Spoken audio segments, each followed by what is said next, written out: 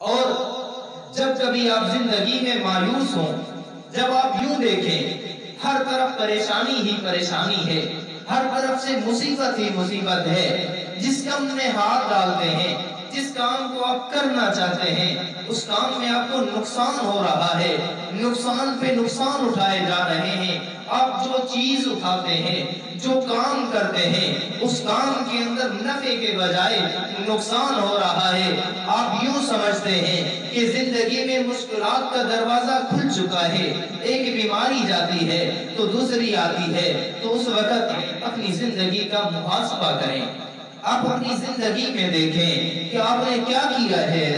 ایسا کون سا عمل کیا ہے جس کی بنا پر مشکلات کا دروازہ کھل گیا ہے، جس کی بنا پر آپ مصیبتوں سے دوچار ہیں، جس کی بنا پر آپ کا کوئی کام اچھا نہیں ہو رہا، کہیں آپ نے کسی کا دل تو نہیں دکھایا، کسی کی آہ تو نہیں لے لی، کسی کو اتنا تو نہیں ستایا کہ اس نے مجبور ہو کہ اللہ تعالیٰ کی بارگاہ کے اندر دعا کرنی ہو اور وہ دعا قبول ہو چکی ہو اور آپ کی زندگی زہر بن چکی ہو۔ خدا را اپنی زندگیوں کو دیکھیں، اپنی زندگیوں کو جانچیں، کہیں آپ کسی کو ستا تو نہیں رہے، کہیں آپ کو پڑوسی کو ظلم و ستم کا شکار تو نہیں بنا رہے، کہیں اپنے پڑوسی کے آپ مصیبتوں اور غم کا سبب تو نہیں بن رہے، کہیں آپ اپنے دوست اور احباب کے غم میں مزیدگی اور زیادتی کا سبب تو نہیں بن رہے، کہیں آپ اپنے چاہنے والوں، جانثاروں اور اپنے مخالفین ہی کیوں نہ ہو، ان سے حسد کے مرض میں تو مبتلا نہیں ہے۔ جب آپ ان تمام امراض میں مبتلا ہوں گے،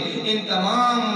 کاموں میں مبتلا ہوں گے تو آپ کی زندگی زہر بن جائے گی، اور اس زندگی میں زہر نکالنے اور اس زندگی کو خوشگوار بنانے کا ایک ہی علاج ہے، کسی کا دل دکھایا ہے تو جا کے اس سے معافی مانگے، معذرت کر لیجئے، تاکہ آپ کی زندگی میں بحال ہو جائے وہ سکون جو پہلے آپ کو میسر تھا، اور یہ سکون تب ہی مل سکتا ہے جب آپ دوسرے کے در پہ جا کے اس سے معافی مانگیں اور اس سے معذرت کریں۔